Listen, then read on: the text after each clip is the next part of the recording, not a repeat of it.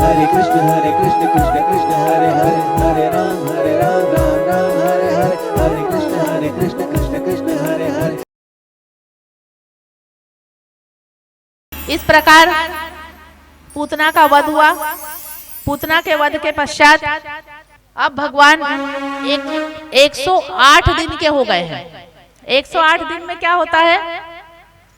बच्चा कर्मठ बदलता है। माताओं को तो अनुभव होगा, बच्चा बहुत जल्दी फिर जब कर्मठ बदलता है तो आप उसको कितना भी सीधा करो, वो इतनी मेहनत करता है कि अपने को तकलीफ होने लगती है कि थोड़ा और बड़ा हो जाएगा तो खुद ही करवट बदलने लगेगा, लेकिन वो कोई बात तो सुनता नहीं। बस दिन भर हाथ पैर चला के छोटा सा रहता है और करवट बदलना दिन भर मेहनत करता है उस काम में। इसी तरह भगवान भी मेहनत कर रहे हैं, करवट बदल रहे हैं, पूरी लीला की है भगवान ने।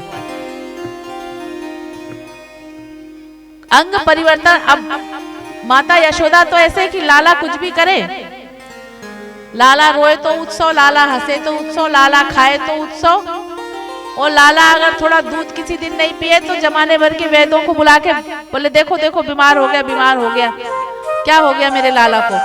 तो अब अंग परिवर्तन किया तो अंग परिवर्तन का उत्सव मनाया जा रहा है। जब अंग परिवर्तन का उत्सव मनाया जा रहा था तो शक्टासुर नामक दैत्य आ गया, जिसे शकट भजन पूतना का ही भाई था।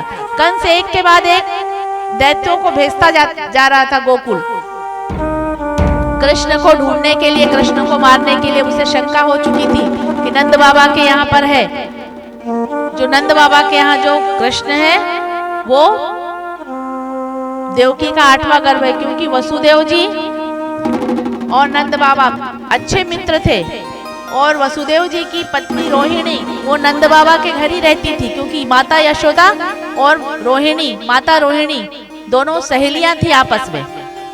इस प्रकार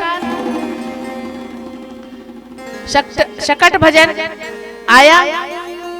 अब माता यशोदा ने क्या किया? शकट किसे, जो झूला का जो छकड़ा होता है ना, तो सोची लाला आराम से सो रहा है तो कोई डिस्टर्ब ना करे, कोई परेशान ना करे, तो शकट के नीचे चुला दिया लाला को।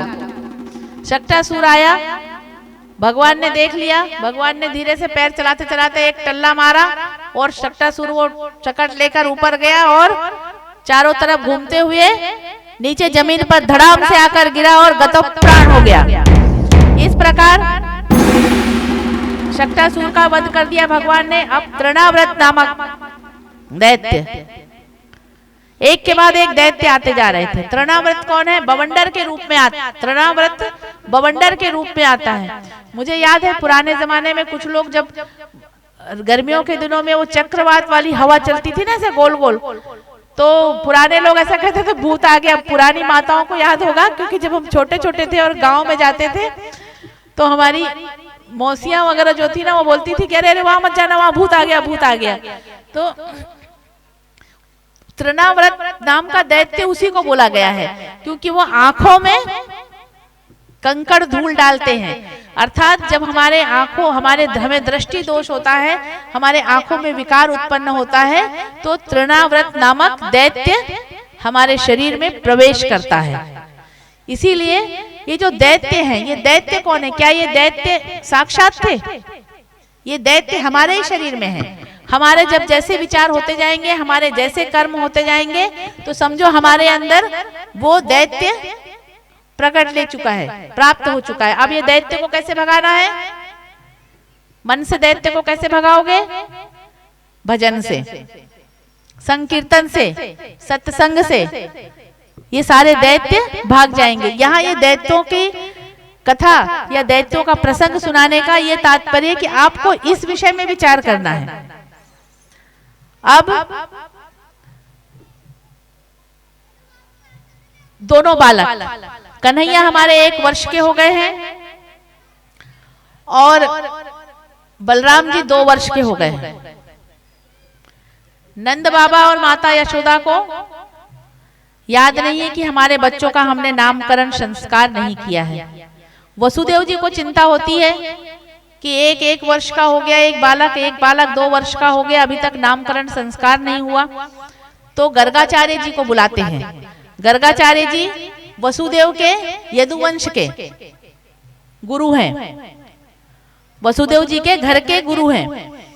गर्गाचार्य जी को बुलाते हैं और बोलते हैं जाओ नंद बाबा के यहाँ और नामकरण संस्कार करो। वसुदेव जी कहते हैं कि नामकरण संस्कार मैं कैसे कर सकता हूँ नंद बाबा के यहाँ, मैं तो यदुकुल का पंडित हूँ।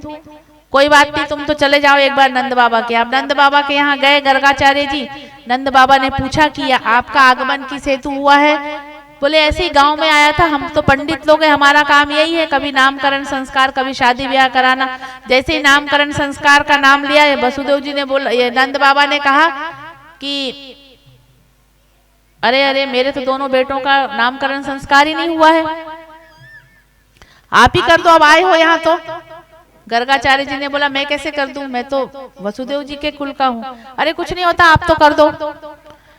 बोले मैं नामकरण संस्कार तो कर दूंगा, लेकिन नंद बाबा आपकी एक आदत है कि आप उत्सव बहुत मनाते हो और आपके हर उत्सव में एक दैत्य आ जाता है लाला को मारने के लिए। तो आप मेरी बात मानो कि ये नाम, पहले तो आप मुझे ये वचन दो, अगर कुछ हो गया तो मुझ पर आरोप लगेगा, तो इसीलिए आप पहले मुझे ये वचन दो कि आप इस उत्सव को धूमधाम से नहीं मनाओगे। बोले हाँ वचन देता हूँ, चलो चुपचाप पीछे गौशाला में नामकरण संस्कार कर लेंगे। नामकरण संस्कार हो गया। अब नंद बाबा ने माता यशोदा को और माता रोहिणी को दोनों को बोला चलो दोनों अपने अपने बच्चे लेकर बैठ जाओ, नामकरण संस्कार होना है। दोनों माताओं ने बच्चे अदल बदल दिया, क्योंकि माता अपनी एक आदत कभी नहीं छोड़ सकती। अब माता बोलती देखो तो सही, गर्गाचार्य जी को लेकर तो आए, बुला के देखो तो सही ये महात्मा सही है कि नहीं है। माताएं इसी में लगी रहती हैं, जबकि वास्तविकता ये है कि पत्थर को भी, मूर्ति क्या है ये क्या है, ये कान्हा जी बैठे क्या है, ये पीतल की मूर्ति है, इसको गला दो पीतल बन जाएगा, धातु है। पर हमने इन्हें कान्हा जी मान रखा है, हम इन्हें नहलाते धुलाते, इनकी सेवा करते, इनको खिलाते पिलाते, बिल्कुल जैसे एक छोटा बालक की सेवा होती वैसे हम करते हैं।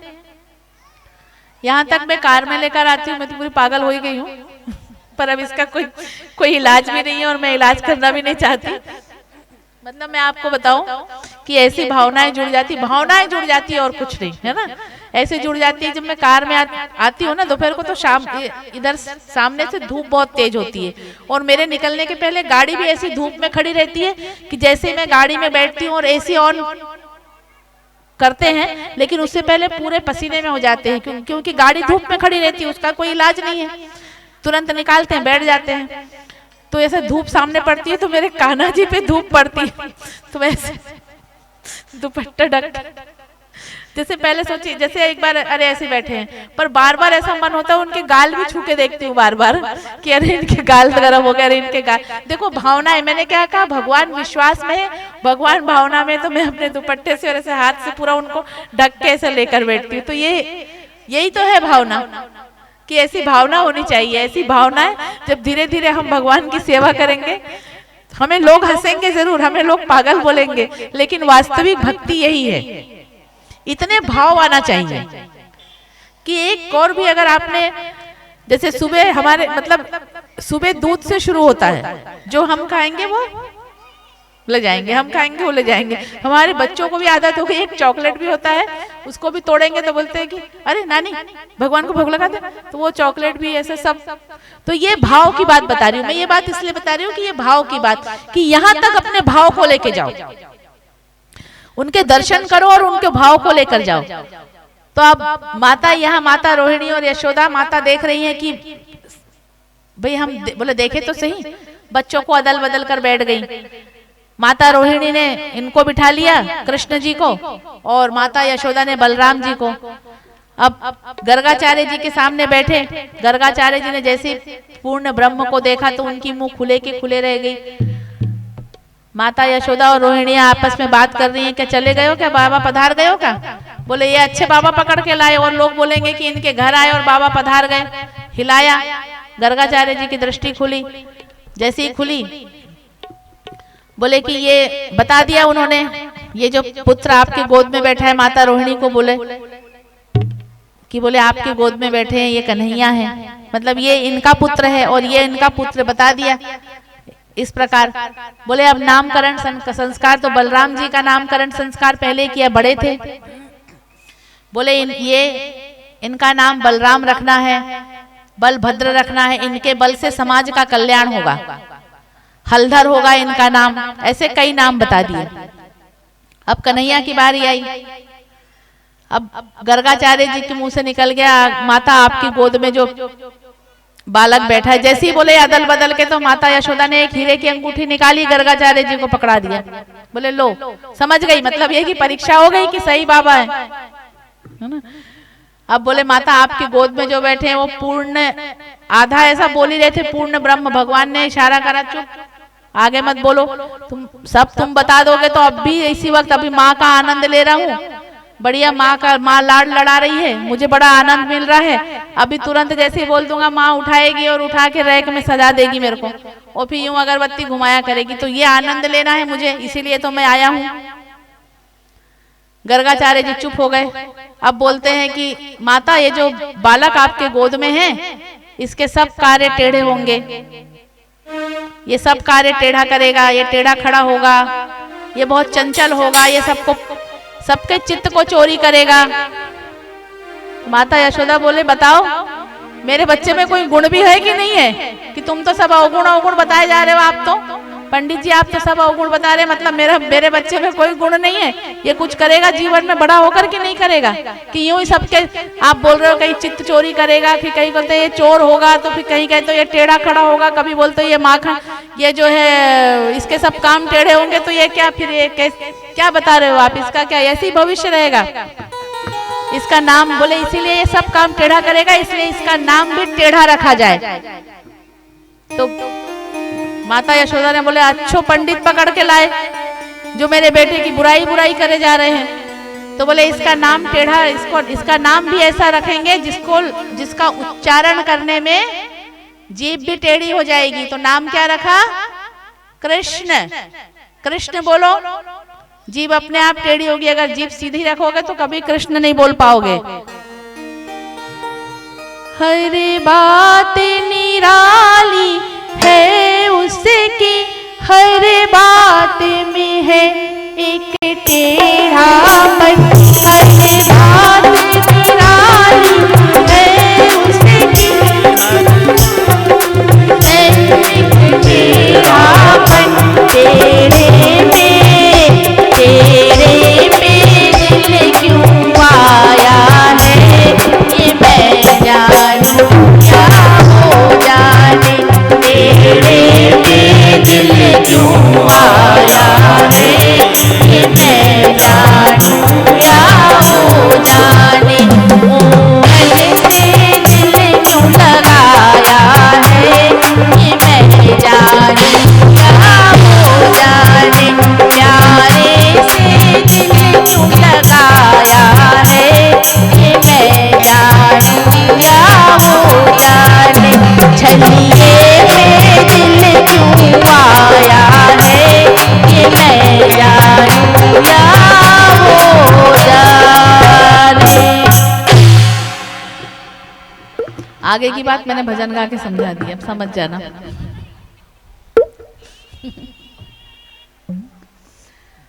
अब गर्गाचार्य जी ने नामकरण संस्कार किया। नामकरण संस्कार करने के पश्चात अगला प्रसंग आता है। लाला एक दिन सुबह सुबह उठे। जब बच्चा सुबह सुबह उठता है, देखो पूरी बाल लीला की है लाला ने। जब बालक सुबह सुबह उठता है तो सुबह उठने के बाद में वो क्या करता है, बच्चा जिद करता है, अपनी माँ को पुकारता है कि मुझे गोद में ले लो। अब यहाँ माता यशोदा सुबह सुबह उठती और अपने लाला के लिए, इतने नौकर चाकर हैं उनके घर, लेकिन इसके बावजूद भी अपनी माता के लिए, अपने पुत्र के लिए दधि मंथन खुद करती हैं। माता यशोदा प्रभाती गाती हुई दधि मंथन कर रही हैं। उसी वक्त लाला उठ जाते हैं और रोने लगते हैं और माँ का आंचल पकड़कर जिद करने लगते हैं कि मुझे गोद में ले ले। माँ कहती है रुक जा, थोड़ी देर में लूंगी, थोड़ी देर में लूंगी। उतने में चूल्हे में दूध चढ़ा रहता है तो दूध उफन के नीचे गिरता है। तो माता यशोदा लाला को वैसे ही छोड़कर और जल्दी से दूध लेने के लिए, दूध आंच, चूल्हा था, गैस तो था नहीं पहले, कैसे बटन आंच खींचती थी माताएं ऐसे। आज के बच्चे तो कुछ जानेंगे नहीं। चलो हमारा बचपना, हम इतने सौभाग्यशाली है कि हमारा बचपना कुछ गांव में बीता है, नहीं तो और थोड़े समय बाद जब ये कथा कहूंगी तो वो बोलेंगे गैस का चित्र दिखाओ, वो चूल्हे का चित्र दिखाओ, कैसे लकड़ी खींचते थे, ये सब पूछेंगे। क्योंकि बच्चे यहाँ तक कि लालटेन कैसा होता है ये तक पूछते हैं, क्योंकि उनने देखा ही नहीं है। माँ जाकर जो है आंच खींचती है तो भगवान बोलते अच्छा दूध प्यारा है, पूत प्यारा नहीं है। भगवान ने उठाया, एक वहां लोढ़ा पड़ा हुआ था मसाला पीसने का, वो ओखल उस पे अपने मटकी पे मार दिया। पूरा दही और माखन जो था सब पूरा बिखर गया, काम बढ़ गया माता यशोदा को। माता यशोदा झल्ला गई और बोली लाला तू कितना जिद्दी होता जा रहा है दिन प्रतिदिन। अब आज मैं बताती हूँ तुझे, लाती हूँ अभी रस्सी और तेरे हाथ पर बांध के तुझे रख दूंगी। दिन प्रतिदिन तेरी जिद बढ़ती चली जा रही है। माता रस्सी लेकर आती है, जितनी बार रस्सी लाती है हर बार रस्सी 2 उंगल छोटा 2 उंगल छोटी होती जा रही है। और माता ऐसे उंगली दिखाकर कहती रुक जा, आगे भागना मत। तो कन्हैया कहते हैं माँ मैं तो रुक जाऊं, मैं तो बंध भी जाऊंगा माँ, पर ये जो तू बार बार उंगली दिखाती है ना, ये मन ही मन कह रहे हैं, क्योंकि ये तो पूर्ण ब्रह्म है, जगत पिता परम पिता परमेश्वर है। तो वो जिस दिन माँ तू ये उंगली दिखाना बंद कर देगी ना, उस दिन मैं बंध जाऊंगा। फिर माता थक जाती है, भगवान सोचते चलो अब थक गई, अब बंध जाता हूँ भगवान। माता बड़ी खुश हो जाती है कि मैंने अपने बेटे को बांध दिया। वो बांध देती है और बांध के ओखल, जिसको कहते हैं ऐसे धान कूटने का ओखल, वो ओखल में बांध देती है कि ओखल तो भारी है तो ये खिसक नहीं पाएगा। लेकिन वो तो कन्हैया ठहरे, कन्हैया घुटने के बल चलते चलते चलते आंगन में चले गए। अभी भी शांति नहीं है, आंगन में चले गए, माता अपना काम कर रही है। आंगन में गए तो आंगन में 2 पेड़ थे, कन्हैया उसके बीच से निकले। तो जब वो बीच से निकले तो वो पेड़ गिर गए, और पेड़ जब वहां से गिर गए तो वहां से वो यमला और अर्जुन के वृक्ष थे। वो जैसे ही वृक्ष गिरे वहां से 2 पुरुष भगवान के सामने हाथ जोड़े खड़े थे। भगवान ने कहा ठीक है, उनको मोक्ष गति हुई। ये दो कौन थे? ये कुबेर के पुत्र थे, नल कुबेर मणिग्रीव। नल कुबेर एक का नाम नल कुबेर, एक का नाम मणिग्रीव। ये दोनों कुबेर के पुत्र थे। एक समय कुबेर के दोनों ये पुत्र जल क्रीड़ा कर रहे थे, मदांग थे, और वहां से नारद जी निकल रहे थे। नारद जी ने उन्हें डांटा, फटकार लगाई कि तुम कुबेर के पुत्र होके ऐसे कुकृत्य कर रहे हो, असामाजिक कार्य कर रहे हो, तुम्हें शर्म नहीं आती? पर नारद जी पे वो हंसी उड़ा दिए कि आप तो ठहरे संत, आप क्या जानो, आप जाओ, आप हमारे चक्कर में मत पड़ो। नारद जी ने उन्हें श्राप दिया कि तुम लोग वृक्ष बन जाओगे, मतलब मूढ़ बुद्धि है तुम लोग। क्योंकि नारद जी जब उन्हें कुकृत्य करने के लिए मना कर रहे थे तो उन्होंने अपने बुद्धि का उपयोग नहीं किया, नारद जी ने श्राप दिया। आज भगवान ने उन्हें श्राप से मुक्त करवाया। बोलो बाल गोपाल कृष्ण की। अब जैसे ही पेड़ गिरा, धड़ाम की आवाज आई, तो धड़ाम की जैसी आवाज आई, माता यशोदा बाहर निकली। ब्रज के और भी गोकुल के जो लोग थे वो सब बाहर आए आंगन में और बोले यशोदा तू क्या करती है? बोले गलती हो गई। पर उतने में नंद बाबा आज भी कर देने गए थे। इत्तेफाक से यह घटना ऐसे होती थी कि जब नंद बाबा कंस को कर देने जाते थे तभी माता यशोदा इनकी पिटाई करती थी। नंद बाबा आए, बाबा को तुरंत लाला को गोद में लिए और माता यशोदा को डांटने लगे, तू ऐसे ही करती होगी, जब मैं जाता हूँगा तब तू मेरे लाला को मारती होगी। तो लाला भी गर्दन हिला दिए। कि ये तभी करते ना बच्चे, पापा आप चले गए थे तो मम्मी ने ऐसा करा। अब लाला भी गर्दन हिला के बोल रहे हैं कि हाँ ये तभी तभी मारती है मुझे जब जब बाबा आप नहीं रहते हो। अब नंद बाबा से डांट खिलवा रहे हैं माता यशोदा को और अंगूठा दिखा रहे हैं कि अच्छा किया तुमने दिन भर मेरे परेशान किया ना, अब बाबा की डांट खाओ। पर गोकुल वासियों ने यह निर्णय किया कि जब से ये लाला ने जन्म लिया है, सब लाला से प्रेम करते थे। नंद बाबा से आज, नंद बाबा गांव के मुखिया थे, नंद बाबा से आज समस्त ग्रामवासियों ने यह चर्चा की कि जब से लाला हुआ है, जब से लाला ने जन्म लिया है, ये लाला अकेले तुम्हारा नहीं है, ये लाला हम सब गांव वासियों का है। और जब से इस लाला ने जन्म लिया है तब से कोई ना कोई विपत्ति लाला पे आ रही है। पहले पूतना आ गई, सक्टासुर आ गया, तृणाव्रत आ गया, अब ये वृक्ष गिर गए, तो बोले भैया हम तो ये गांव छोड़ देंगे, ये गांव पे लगता है दैत्यों का की कुदृष्टि हो गई है, तो बोले हम गांव छोड़ देंगे। तो बोले गांव छोड़कर कहाँ जाएंगे? कहाँ आ गए ये लोग? गोकुल से ब्रज आ गए। ब्रज गोवर्धन की तलहटी पे, गोवर्धन पर्वत के तलहटी पे अपना गांव बसा लिया। पहले इतनी भौतिक सुख सुविधाओं पे ध्यान नहीं दिया जाता था, बेचारे लोग सरल होते थे। अपनी पोटली उठाई, एक बैलगाड़ी में सामान भरे, सब बैठ के आ गए। आवश्यकताएं सीमित थी, अब आवश्यकताएं इतनी आ गई है कि एक से दूसरे कमरे में सामान लेना हो तो 3 दिन लग जाता है। एक कमरे से दूसरे कमरे में बोले ना नहीं अब ये कमरा, अब ये कमरे में मैं रहूंगी तो 3 दिन का समय लग जाता है। तो कुल मिला के हम लोग अपना समय भौतिक सुख सुविधाओं में ही व्यर्थ का समय बर्बाद कर रहे हैं, यही करते हैं ना। अब ये देखो ये लोग सब पूरे गांव का गांव खाली हो गया, एक एक अपना बैलगाड़ी में इनका सामान आ गया, ये सब ब्रज की तलहटी पे जाकर बस गए। अब एक दिन लाला बैठे माँ के साथ आंगन में बैठे हुए हैं शाम के समय। शेष महेश गणेश दिनेश सुरेश हूँ जाहि निरंतर गाए। शेष महेश गणेश दिनेश सुरेश हूँ जाहि निरंतर गाए। ताहि अखंड अनंत अनादि अछेद अभेद सुमेध बतावे। नारद से सुख व्यास रहे पतिहारी को मुनि पाले न पावे। ताहि अहिरे की छोहरिया छचिया भर छाछ पे नाचे नचावे।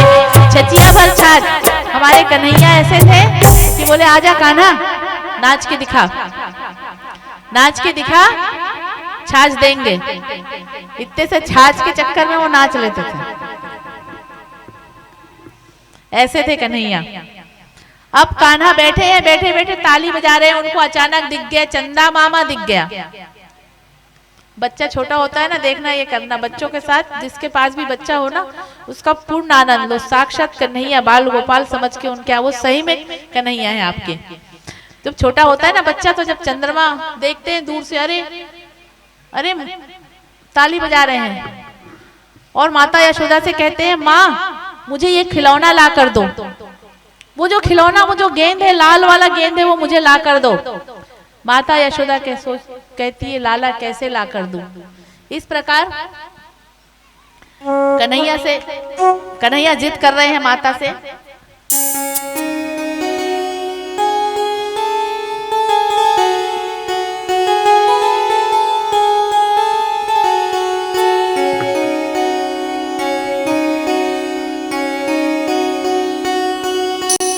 हट पकड़े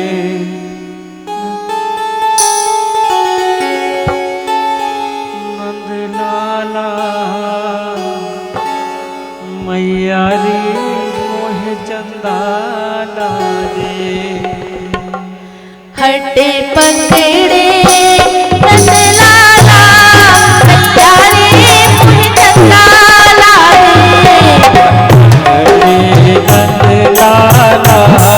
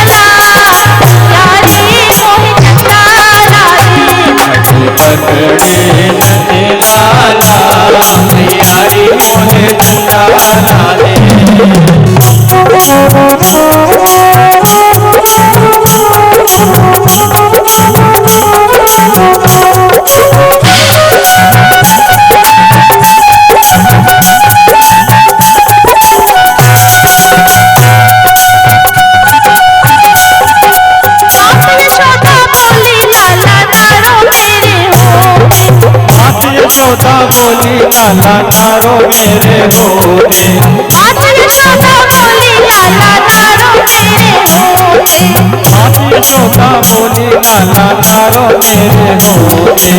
आए कैसी लाल भई है अखियाँ रोते रोते, आए वो कमरे हैं आप लगातार कर रहे हैं, वो कमरे हैं।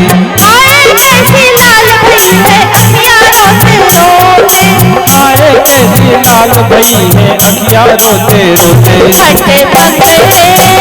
फटे पकड़े नंदलाला हमारी नंदलाला दे, फट पकड़े नंदलाला मैयारी मोह नंदलाला दे। बोल बाल कृष्ण गोपाल की।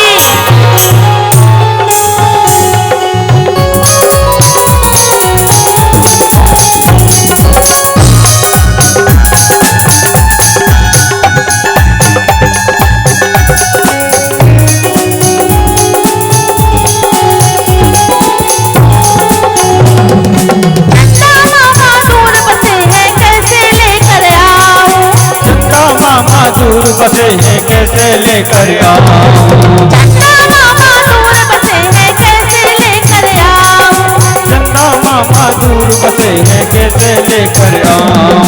फिर भी तू ना माने तो मैं थाली में दिखलाऊं, फिर भी तू ना माने तो मैं थाली में दिखलाऊं, फिर भी तू ना माने तो मैं थाली में दिखलाऊं, फिर भी तू ना माने तो मैं थाली में दिखलाऊं। फटे पकड़े नंदलाला यारे मोर नंदलाला दे, फट पकड़े नंदलाला मैयारी मोह नंदलाला दे। हरि बोल। दोनों हाथ ऊपर करके अपने भाव के साथ तालियां बजाओ।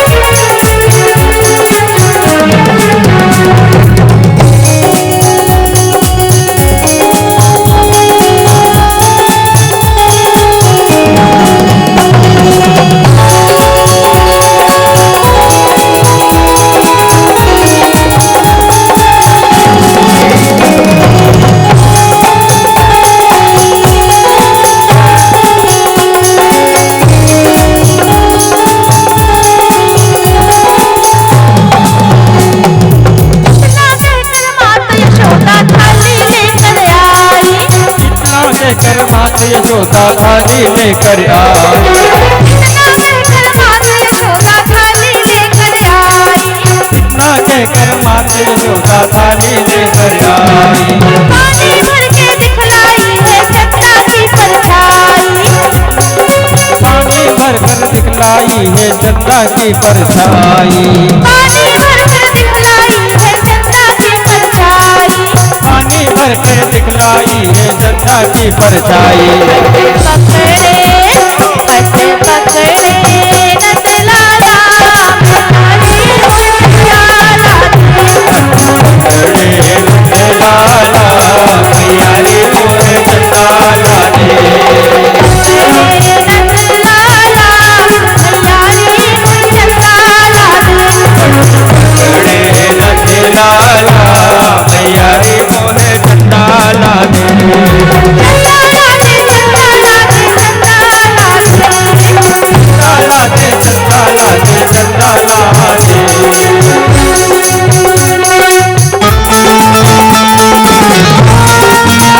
लाला क्या कर रहे हैं? लाला क्या करेंगे?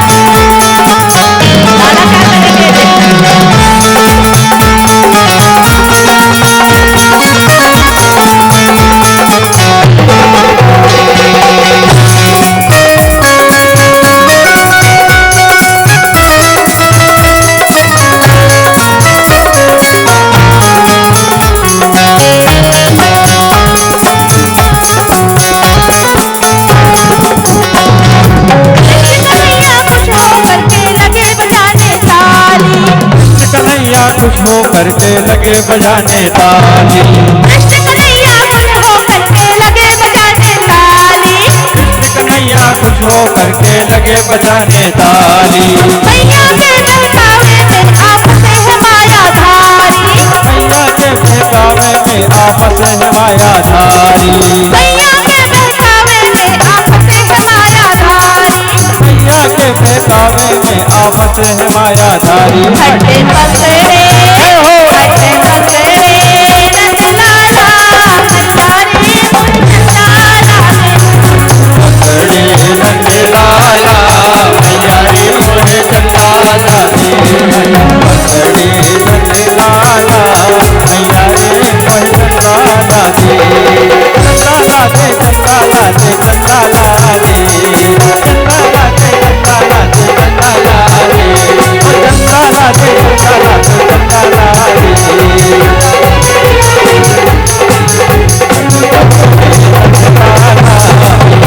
चंदाला दे। मैया रे मोहे चंदाला दे। मैया रे मोहे चंदाला दे। बोलो बाल गोपाल की। अब ब्रज में आ गए, नई संगत मिल गई, नए नए मित्र मिल गए, और भी मित्र मिल गए। लाला थोड़े बड़े भी हो गए, बाहर अपने मित्रों के साथ खेलने भी जाना प्रारंभ कर दिए। अब एक दिन अब भगवान की माखन लीला आती है, तो भगवान जब अपने ब्रज के साथियों के साथ जब जाते हैं खेलने के लिए, तो ब्रज के जो साथी थे वो बहुत दुबले पतले थे। क्यों? क्योंकि उनकी परिस्थितियां थोड़ी गरीब थी, और जो भी माखन निकलता था वो कंस को कर देने में चला जाता था। अधिक से अधिक माखन कर देने में चला जाता था, तो थोड़ी परिस्थितियां गरीब हो ही जाती हैं। कन्हैया कहते हैं, माखन लीला का गाना है, करा है तैयार माखन वाला। अब कन्हैया बोलते क्यों रे अपने दोस्तों को, तुम लोग बड़े दुबले पतले हो, कुछ खाने पीने को नहीं मिलता क्या? दोस्त कहते हैं भैया हम कोई तेरे जैसे बड़े बाप के बेटे थोड़ी हैं। तेरे घर तो कितने 9 लाख गैया थी, इतने धन, तू तो बड़े बाप का बेटा है, तेरे घर तो माखन भी इतना इतना होता है, हम तो छोटे गरीब ठहरे, हमारे पास तो थोड़ा सा जो माखन निकलता है वो कर देने में निकल जाता है, हमें खाने को ज्यादा कुछ मिलता नहीं, तो हम गरीब रहते हैं। अब इतने में कन्हैया ने कहा ठीक है तुम लोगों को माखन मैं खिलाऊंगा। ये बड़े खुश हो गए दोस्त लोग कि लेकर आएंगे माखन अपने घर से, इसके घर तो बहुत सारा माखन रहता है, माखन लेकर आएगा, हमारा दोस्त है आखिर, खिला देगा हमें माखन। तो बोले ठीक है, तू कल से जब आना ना खेलने के लिए तो अपने घर से माखन लेते आना। कन्हैया ने बोले सुनो, मैं अपने घर से माखन नहीं लाऊंगा, मेहनत करनी पड़ेगी। क्या करना पड़ेगा? सुनो, हम ऐसा करते हैं, एक चोर प्रसाद मंडल बनाते हैं, भैया एक कमेटी बनाएंगे। बोले फिर क्या करेंगे लाला, बता। फिर हम सबके घर माखन चोरी करने चला करेंगे। अच्छा ठीक है। और पकड़े गए तो लाला तू तो अच्छा काम सिखा रहा, पकड़े गए तो तुम लोग चिंता मत करो, उसको मेरे पास है ना, एक मेरे गुरुजी थे, वो उन्होंने ऐसा मंत्र दिया है मुझे कि जैसे ही उसको मैं पढ़ लेते हैं तो कोई दिखाई नहीं देता, भले मालिक बैठा हो तो भी हम उसके घर जाके घुस के चोरी करके आ सकते हैं। तो भैया सिखा हमको ऐसा मंत्र। नहीं, तुमको सीखने की जरूरत नहीं है, तुम्हारी तरफ से मैं ही पढ़ दूंगा, तुम लोग तो आराम से चोरी करना। अच्छा ठीक है। अब लाला, ठीक है लाला देख ले, तू हमको पिटवाना मत, तू जो काम बता रहा ये तो बड़ा पिटाई खाने का काम है। नहीं तुम लोग चिंता मत करो, सब मैं अध्यक्ष हूं ना, मैं देख लूंगा सबको। चलो ठीक। अब लाला रात को विचार करते हैं कि कल जब माँ दोपहर को सोएगी, मैंने चोर प्रसाद मंडल बना तो दिया, अब संस्था पे काम भी करना है, खाली संस्था बना के कैसे काम चलेगा। तो कल ऐसा करता हूं कि मैं घर से शुरू करता हूं, घर में चोरी करूंगा, देखता हूँ पकड़ा जाऊंगा कि नहीं। अब माता दोपहर को आराम करी, लाला गए धीरे धीरे, मटकी पे हाथ डाले। जब खटपट की आवाज आई और हाथ डाले, और माखन उनको इतना प्रिय था कि जब वो हाथ डाल लें तो उसके बाद माखन चाटे नहीं, ऐसा होता नहीं। पूरा माखन मटकी में हाथ डाले और माखन चाटे, मटकी में हाथ डाले और माखन चाटे। खटपट की आवाज आई, वो जो कड़ा पहन रखा था माता ने, उनके हाथों में सोने का कड़ा पहना रखा था, वो कड़ा खट, वो मिट्टी के हांडी में जो वो खट खट की आवाज आए, माता यशोदा हेट बिल्ली आ गई करके बोले देखो बिल्ली आ गई। शायद जैसे ही आई देखा तो वो लाला बिल्कुल चाटने में व्यस्त माखन को। माता यशोदा कहती है कि लाला, तुझे मैं इतना माखन खिलाती हूँ, प्रेम से खिलाती हूँ, सामने खिलाती हूँ, सुबह खिलाती हूँ, दोपहर, दिन भर तो तुझे माखन खिलाती हूँ, तो तुझे चोरी करने की क्या जरूरत पड़ गई। इस प्रकार लाला बोले नहीं माँ, वो तो है ना, मैं ये मेरे जो कड़ा पहना रखा है ना, ये कड़ा बड़ी जलन हो रहा था, तो मुझे किसी ने ये बताया, आयुर्वेदिक इलाज कर रहा था मैं इसका, किसी ने ये कहा कि भाई माखन से में पूरा लपेट लोगे तो ये जलन नहीं होगी। बोले अच्छा ठीक है। माता यशोदा भी भोली थी, जो बेटा कहते वो बात ले आई। अब अगले दिन जो है, चलो रे अपने दोस्तों, चलो रे चलते हैं। गए ललिता के घर, चाची क्या कर रही हो, आजा लाला आजा आजा, आज सब दोस्तों के साथ लेकर आया, क्या बात है। तो बोले बस चाची ऐसे ही, चाची से बात कर रहे उतनी देर में दोस्तों को इशारा कर दिया, जाओ बछड़ों को खोल दो। चाची के बछड़ों को इशारा कर दिया, गए उनके दोस्त बछड़ों को खोल दिए। उतने में चाची गई बछड़ा बांधने के लिए, जैसे ही चाची बोली अरे अरे लगता है बछड़ों को बांधा, बांधा नहीं, गाय का सारा दूध बछड़ा पी लेंगे। उतने में जो है लाला ने कहा लो चलो मटकी, सब माखन खाओ। माखन खाया, आधा ढोला आधा मटकी फोड़ा और चले आए। चाची आई, बोले अरे दरवाजा खुला कर दिया, लगता है बिल्ली ने खा लिया। दरवाजा खुला था, बिल्ली। अब लाला खाए और सब बोले बिल्ली। अगले दिन अब यहाँ एक बात सुनने की, बछड़ों को क्यों खोला? भगवान ने कल रास का प्रसंग है, और कल सबसे पहले शुरुआत में ही रास का प्रसंग आ जाता है। आप लोगों से हाथ जोड़कर ये निवेदन है कि कल ज्यादा से ज्यादा संख्या में आपस में बता भी दें, और ज्यादा से ज्यादा संख्या में पहले ही आ जाए, वरना रास का आनंद नहीं ले पाओगे। और अगर 7 दिन का श्रीमद् भागवत कथा का श्रवण कर रहे हो और रास का आनंद नहीं लिए तो ये ठीक नहीं है। आपको धीरे से भक्ति से कहां तक, देखो शुरू में कथा चलती है, जब कितनी कठिन होती है कथा, ये इसका पुत्र वो उसका पुत्र, इस सृष्टि की उत्पत्ति, ये समझना मुश्किल हो जाता है ना। तो अब क्या आपको वहां तक आपको पहुंचाया गया, फिर यहाँ से अब आप भक्ति, अब लाला के जन्म पे पहुंच गए। आज लाला के जन्म पे नृत्य भी कर लोगे, संपूर्ण भक्ति की ओर जा रहे हो, तो कल रास जरूर करना। माताएं सब लाल कलर के कपड़े पहन के आएंगे, लाल कलर की साड़ी, कल रुक्मणी विवाह भी है, सब अच्छे से श्रृंगार करके आएंगी। दूसरों की शादी में जाते जब कितना मेकअप करती हो, अरे 2 घंटे लगेंगे, 2 घंटे बाद आना। अगर बोल दे जल्दी चलो, माताओं को तो अगर बोल दे कि जल्दी चलो शादी में, तो जा ही नहीं सकती, क्योंकि उनको 2 घंटे मेकअप में। तो कल 2 घंटे पहले से 12 बजे तक काम खत्म कर लेना, और 12 से 2 तक पहले मेकअप करना अच्छे से, क्योंकि भगवान की शादी में आओगे। कल 2 काम करोगे आप लोग, एक तो रास करोगे। रास करने का अर्थ है कि संपूर्ण अपना सर्वस्व आपने भगवान कृष्ण को दे दिया, कृष्णमय हो गए। कल रास की जब कथा सुनोगे तब समझ में आएगा कि संपूर्ण कृष्णमय हो गए। तो कल सबको कृष्णमय होना है, और कन्हैया क्या विवाह करना है, क्योंकि कन्हैया तो जैसे जन्म लिया वैसे वो शादी के ही सपने देखने लगे। उनको इतनी जल्दी पड़ी थी दूल्हा बनने की। अब भगवान ने बछड़ों को खोला, बछड़ों के साथ रास किया, बछड़ों को बंधन से मुक्त किया। गोकुल में, ब्रज में जितने संत महात्मा हैं, जितने पेड़ पौधे हैं, जितनी गोपियां हैं, जितने जीव जंतु हैं, वो सब सतयुग के संत महात्मा थे। गोपियां वेद की ऋचाएं हैं, जो वर्षों से कई जन्मों से बुला रही हूं, कोई तो रिश्ता जरूर होगा। कई जन्मों से बुला रही हैं भगवान को।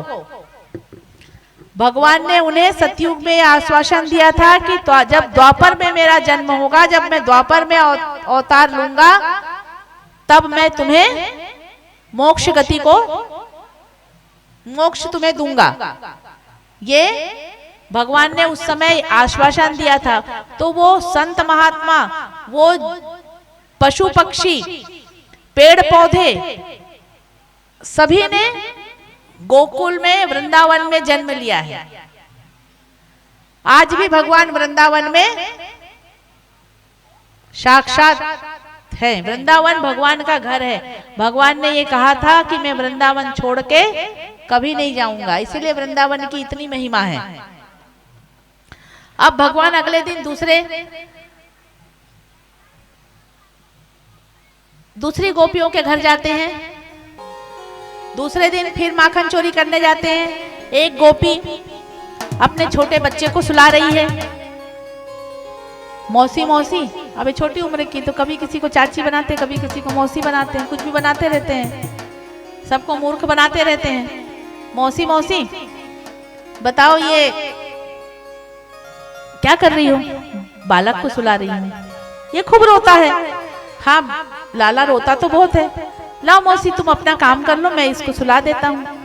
जैसे ही मौसी अपना काम करी, बच्चे को एक जोर से चिमटी दी, बच्चा और जोर से रोने लगा। मौसी फिर भगे भगे आई बच्चे को लेकर, और चलो रे जाओ, फिर माखन चोरी। अब सब शिकायत लेकर आ रही हैं माता यशोदा के पास। अब फेमस हो गए कि चोर है, नंद को छोरा चोर है, यशोदा का छोरा चोर है, बहुत बड़ा चोर है यशोदा का छोरा। अब माता यशोदा सोचे इसको क्या कमी है, यहाँ इतने माखन भरे है, इतना मेरे पास इतना सब कुछ है, ये क्यों चोरी करने जाता है। मैया को सफाई दे रहे हैं। मैया बोलती, बोल लाला, ये जो लोग बोलते हैं, पूरे गांव वाले बोल रहे हैं कि नंद को छोरा चोर है, नंद को, तू मेरी नाक कटवाने पे लगा हुआ है, तू क्यों चोरी करता है, क्यों माखन की चोरी करता है? जितना माखन खाना घर में पड़ा तो है, खाना।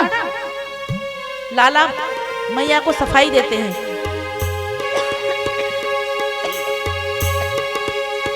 ऊपर मटकी टंगी थी मैया, गिर के चकनाचूर है। अरे ऊपर मटकी टंगी थी मैया, गिर के चकनाचूर है। बिल्ली ने तोड़ा है, चीका हमरा का कसूर है। बिल्ली ने तोड़ा है, चीका इसमें हमरा का कसूर है। ऊपर मटकी टंगी थी मैया, ऊपर मटकी टंगी थी मैया, गिर के चकनाचूर है। बिल्ली ने तोड़ा है, चीका हमरा का कसूर है।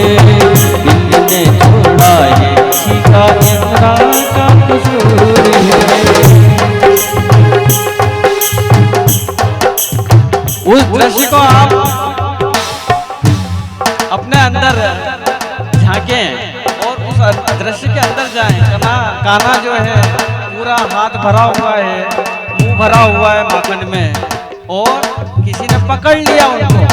राधिका अपने यशोदा माँ के पास में लाए और यशोदा माँ को सफाई दे रहे हैं कि बिल्ली ने तोड़ा है, मैंने कुछ नहीं किया, जबकि हाथ पूरा माखन में भरा हुआ है, मुंह पूरा माखन में भरा हुआ है, और उसके बावजूद भी वो सफाई दे रहे हैं। ऊपर मटकी टंगी थी भैया, गिर के चकनाचूर है।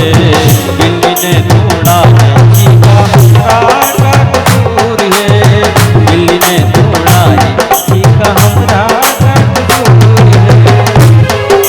अब और सफाई देखिए, कैसे सफाई दे रहे हैं।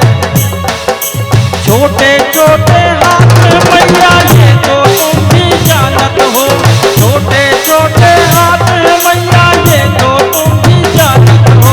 नाही चोरी करता मैया, ये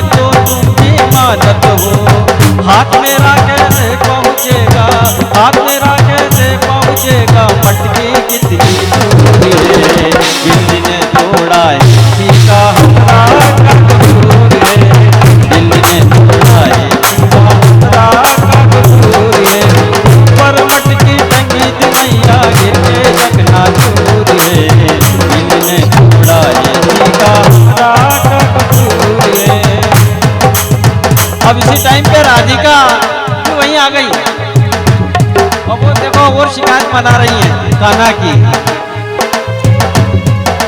राधा बोली मात यशोदा ये तो इसका धंधा है, राधा बोली मात यशोदा ये तो इसका धंधा है, झूठ बोलना चोरी करना ये तो गोरख धंधा है, झूठ बोलना चोरी करना ये तो गोरख धंधा है। राह चलत सखियों को छेड़े, राह चलत सखियों को छेड़े ये इसका दस्तूर है।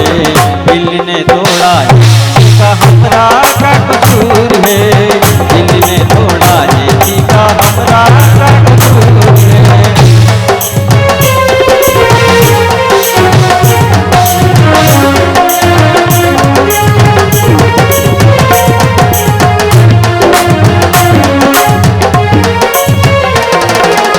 राधा को चोरी लगाते हुए देख करके कन्हैया फिर सफाई दे रहे हैं। राधा की ना मानो मैया ये तो मुझ पे चलती है, राधा की ना मानो मैया ये तो मुझ पे चलती है, मेरी मार मिटाने को ये रोज बहाना करती है। आप तो बनती धन्नो रानी, आप तो बनती धन्नो रानी, हमसे कहे लगूर है। दिल ने तोड़ा है जीका हमरा का कसूर है, दिल ने तोड़ा है जीका हमरा का कसूर है। ऊपर मटकी टंगी थी मैया, ऊपर मटकी टंगी थी मैया, फिर से लगना चूर है। दिल ने तोड़ा है जीका हमरा का कसूर है, दिल ने तोड़ा है जीका हमरा का कसूर है। अब मैया जज की कुर्सी पे बैठ गई, दोनों की बातें सुन ली, अब निर्णय दे रही है। इतना सुनकर मात यशोदा कान्हा को तो बिठाती है, आंसू पोंछ के माखन देकर राधा को धमकाती है। मेरा कन्हैया 8 साल का, मेरा कन्हैया 8 साल का, तू 16 भरपूर है। दिल ने तोड़ा है जीका हमरा का कसूर है, दिल ने तोड़ा है जीका हमरा का कसूर है। ऊपर मटकी टंगी थी मैया, ऊपर मटकी टंगी थी मैया, फिर से सकना चूर है।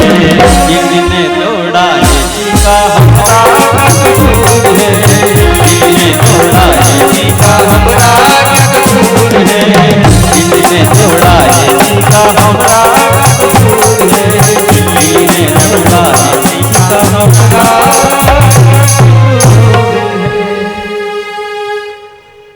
बोलो कृष्ण लला की, राधिका गौरी की।